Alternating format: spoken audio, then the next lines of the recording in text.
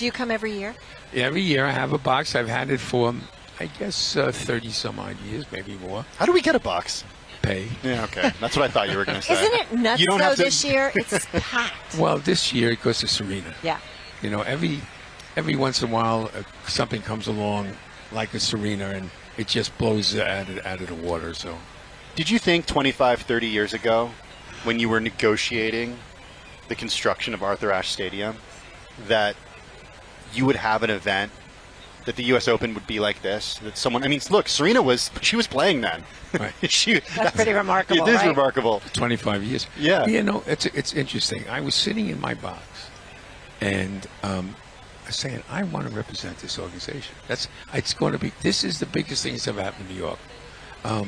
And at that time, Dave Dinkins was mayor, and he wanted this stadium. Dave was an incredible tennis enthusiast, and really backed young tennis players, particularly black young tennis players. And they were talking about leaving the city because they didn't have a big enough facility, the U.S. Open. And I said, I got to get involved. And I made a couple of calls. I was fortunate, and they retained me and my firm. And we spent the next 3 years getting the permissions, because it's interesting. This is parkland, and anything that happens in parkland requires the community board involvement, the borough president, the city council, the legislature, and the governor. Because you're alienating park property, it has to go through the state legislature. None of this was here. Well, no, Just the one, right? the Louis Armstrong was there, right? but it was all about Arthur Ashe. Yeah. There were 16 courts.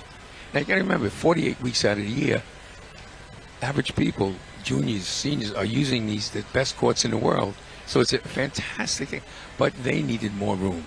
So it was a negotiation. It was 3 years. Part of it is what we're seeing here today. All these people out here would just have day passes.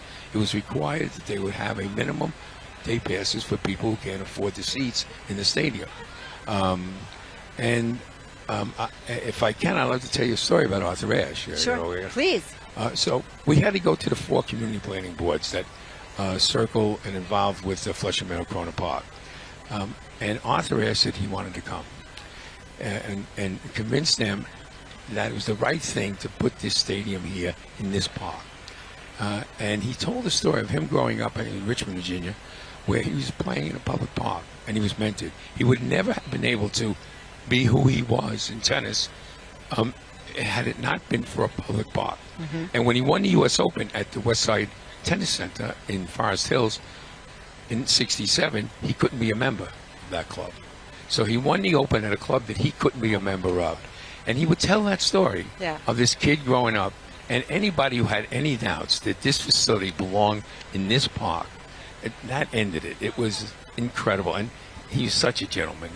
And to be here in the stadium named after him, seeing Serena playing it last night, I got to tell you, it's thrilling.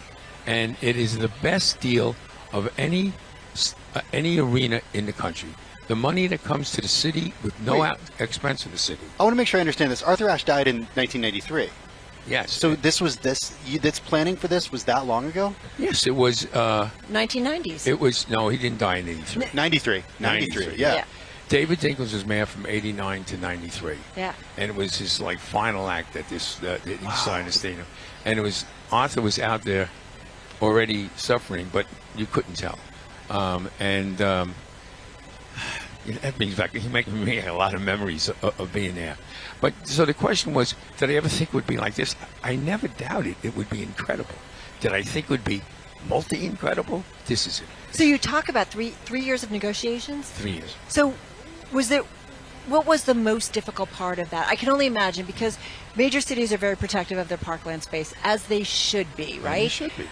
Because that it is open to all communities, and it's just important to have this open space. What was the toughest negotiating point? The toughest, and it was the craziest, because there was definitely a group on the board of USTA that didn't think that New York audience was the forum for the U.S. Open. We're talking about Atlanta, we're talking about Chicago, certainly not New York.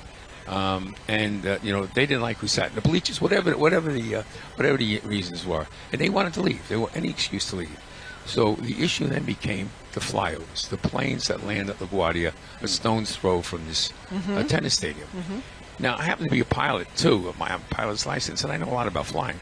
And I kept saying, wait, nobody, this isn't a big issue, but they said this is a big issue. So at the time, Al D'Amato was the United States Senator. He actually held up the appointment of the head of the FAA, which the Senate has the right to do, until they agreed that the planes would not fly over during the tournament. And the interesting thing is, it was a mayoral election. Giuliani was running, hated the stadium, hated Dinkins, obviously, and said that this said there's a lot of history. Yeah. That said that this would be a safety factor. Now, anybody who flies and knows anything about planes, when the guy in the tower tells you where to fly, you fly. The U.S. Open brings in a ton of money to the city, doesn't it? Yeah, the last estimates I heard was about $700 million come in for the 2 weeks of the Open. And the money's that's brought in at the gate, the money that's spent at the restaurants, the money that's spent in hotels, Ubers, cabs, etc. The city gets a piece of everything. They get, that was a negotiation. They get a piece of the television money, a piece of the... Was that the negotiation from day one? Yeah, that was part of the deal. And that was one of the reasons that, that held it up a little bit, because it was a big money thing. But it was important to the USTA in how much they gave away. But it involved a lot of money, and it was certainly worth it. And today, looking, and it's been said by many, looking at any stadium in the country, this is the most profitable to any municipality without any hard money being put in. That's remarkable, because the tournament is 2 weeks a year. Exactly. So how does that? So it's so much better than football stadiums in other parts of the country? Yes, and if you look at what they pay, they have all their maintenance is taken off, like Citi Field, Yankee Stadium, whatever it costs, they take it off their rent. This is a net lease. USTA runs it 52 weeks of the year. They close it down for the 4 weeks, the week after the tournament, week before, week after. Pay for everything all year round. City gets a piece of everything.